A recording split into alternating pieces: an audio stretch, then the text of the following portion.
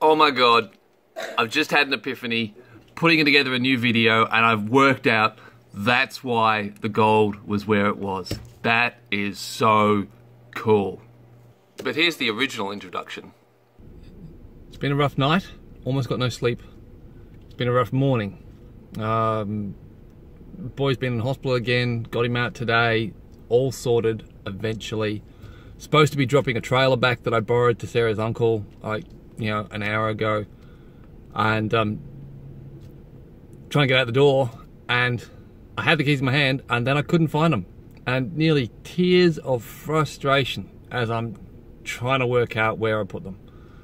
And so I did my normal thing. I called Sarah, and they turned up. So I'm in no state to do all the things I should be doing today. So I'm gonna go back to that bench and see if I can find me some gold, get me a dopamine hit, and then hopefully this afternoon I'll be up for being an adult.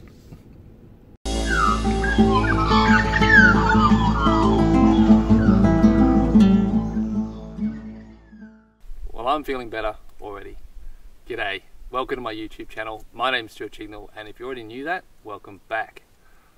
I had to come out to Ravenswood today, and since this site near Malden is only another 10 minutes on, I thought, well, I might as well come out, especially because a bunch of you had been saying I needed to get back to this spot.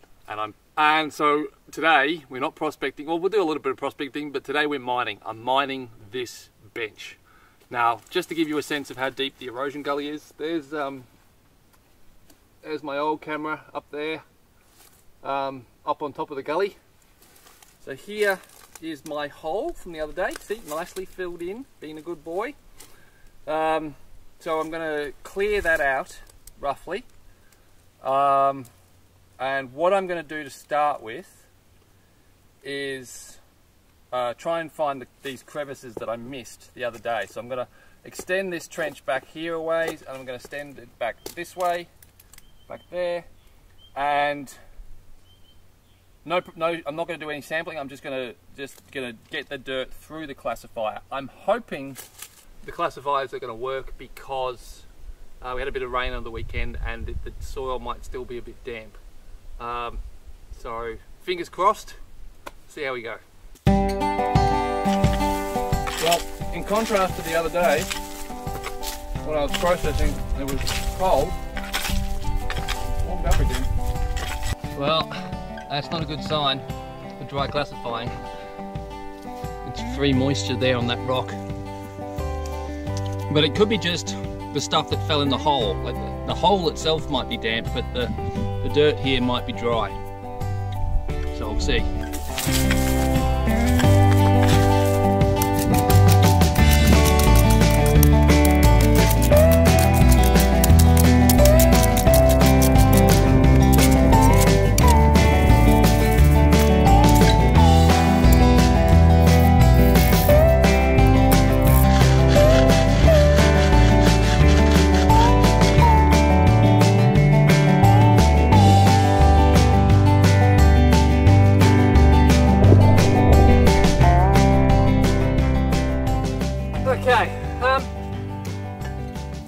So,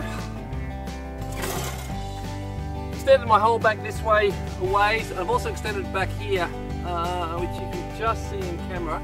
This is the buttress of rock I followed down the other day, and you know, as you guys probably know, this would be a good spot because it'd be a low pressure point sort of from behind the buttress. But I also said that that would be a good spot if there was another ridge of rock that way, but it appears that there isn't. This blade of rock here is very steep on the channel side, but it slopes back quite gently here. But even though, because it's on a slight inside bend, it has managed to get this big bank of, you know, relatively chunky gravels. What concerns me just looking at it though is there's not a lot of ironstone there. This is my hole, but this is classified material that I've spread out to dry. It's almost dry, but it's just not quite dusty as I'd like.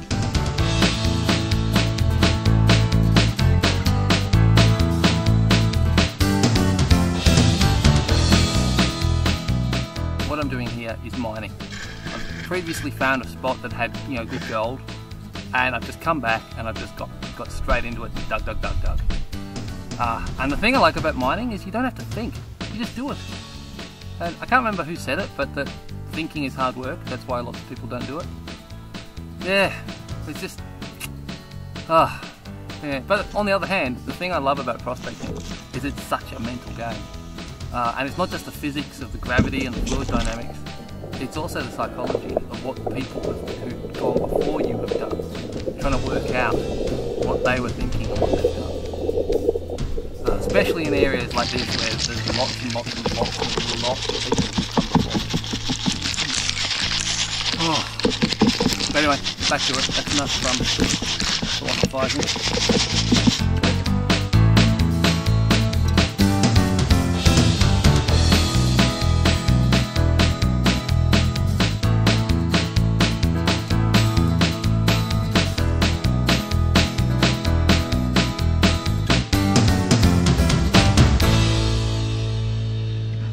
Alright, well that's pretty much done. It doesn't look very clean, but that's because I keep on knocking stuff down from the bank. Now, if you look at this wall here, see that's the soft bedrock there, and we got, this is actually mallow. I haven't found much of it, but what there is, that's it. Really hard mineralized stuff. And if we look here, there's a fair bit of gold! A bit of ironstone in that, with bigger gravels on top of it. No, go back! Go back! Go back! So if we grab a little bit of this, yeah, it doesn't look like much ironstone at all there, but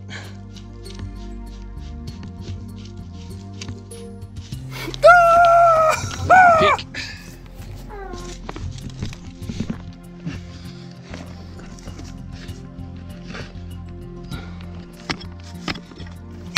Oh, not sure if you can see it, but there's quite a dark colour to these gravels down here, and I think that's from the that is from, oh well, there we go, there's some hematite.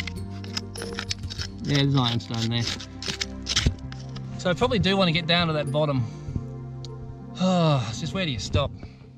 Where do you stop? Well, we're done. So I've got to make sure that everyone's got their seatbelt on. Might put a lid on that.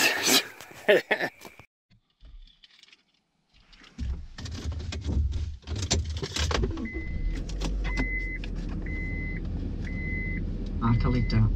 It's 19 to 6. You're listening to ABC Radio, State Wide Drive. Right, let's see if we can get out of here.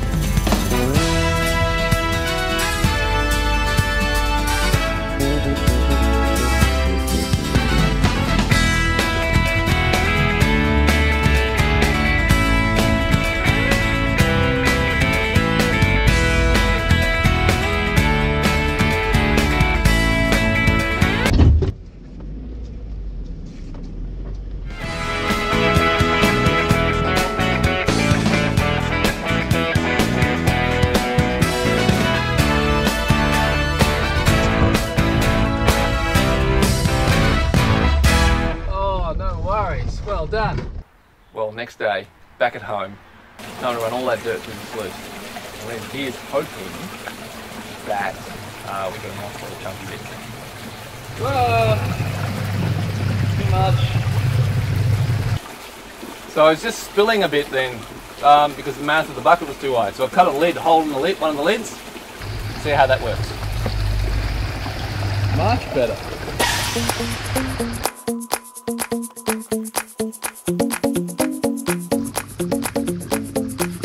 Well, that's all that dirt run. Now I'm going to turn off the pump and see what we can see as the water subsides in the sluice.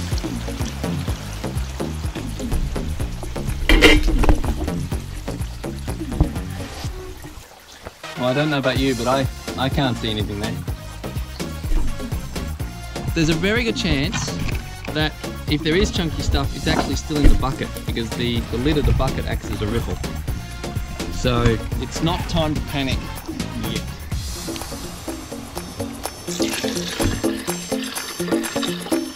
Okay, let's see what we got.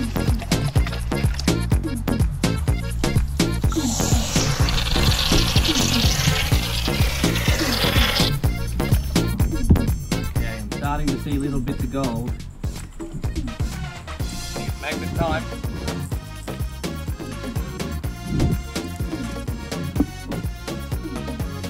Well, that looks like a bit of lead coming out there. Oh, oh, would you look at all that?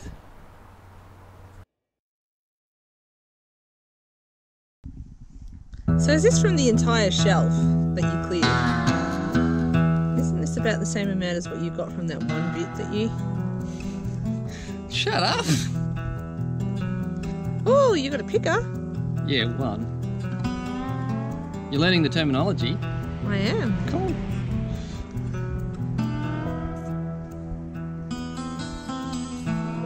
You're doing well. You're getting better at this. I am. You're keeping, like, you're losing a little bit down the back, but not much. Oh no, there it starts going. Yeah, you've lost a few pieces now. See it all sitting up here? Yeah, I don't care. I've seen most of it and you got a picker. Well done. That's a lot of work for a small nut. Look at that. That is gorgeous. But as gorgeous as it is, oh, it's all floating away now. As gorgeous as it is, it's it's not a lot of mass. Oh my lord. I must have yeah, only one picker. But anyway, look at it all though. That is just all is not lost because there's a chance that the chunky bits could be in the dry panning concentrate. Well, nothing in there to write up. A couple of nanodots is about it. So the other option is that there's stuff in the rest of the sluice. Because I was pushing it pretty hard, dumping that dirt in, so maybe gold got washed through into the second and third box. Not sure if you guys can see it, but there's a smattering of fine gold there. I think that little spiky long piece that's glinting there is probably is definitely the biggest. The rest of it is just a whole stack of nanodots. But in terms of quantity, there's almost nothing compared to what was in the top box. Well, I think on balance, that is awesome. To get all that super fine gold in the top box and only having a smattering in the second box, and I presume there'd be even less in the third box, although I haven't checked it. That's pretty good. Having confidence in your equipment means you don't have to be thinking as much about whether it's working or not. You just throw material through it.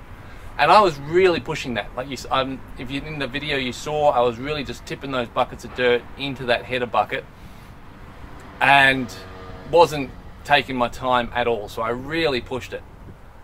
So the fact that it's worked so well is great. The fact that I didn't get much gold, Sarah's giving me the thumbs down, as well as making faces, is, well, disappointing. So what went wrong there? Like, from about a bucket of classified material, I got all those pickers with a little bit of fine gold. And then from